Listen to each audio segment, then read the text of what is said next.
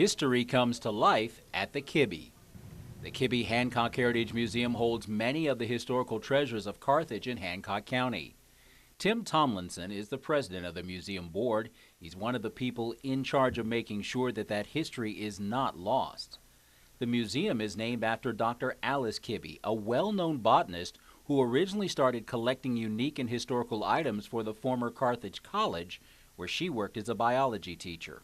She had an appreciation for history before it was popular for a lot of other people to have, a background in history. So she had a very eclectic collecting taste, from tools to hair wreaths to, of course, the biology, natural history aspects. Over the years, Dr. Kibbe salvaged and saved many treasures of Hancock County history, including a doorway with a unique connection to Abraham Lincoln. When Lincoln would visit Carthage, he would stay with one of his childhood friends, was Major Simpson and his wife. And in 1858, when he was debating, he gave a speech up at the courthouse that's commemorated with a big stone, and they headed for home.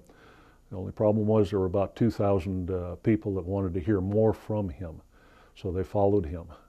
And Lincoln stood in this doorway then and provided an additional speech to the ones that followed him home.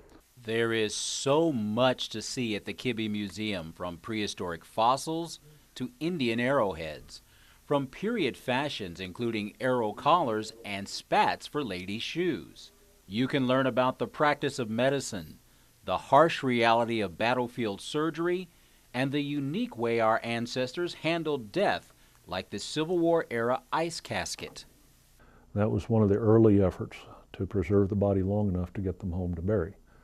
And they would have the ice caskets where they could put the body in. They had ice at the various railroad stops to keep it cold, refrigerated, and get it home and bury it. Hancock County's educational, religious, domestic, and military history are also on display.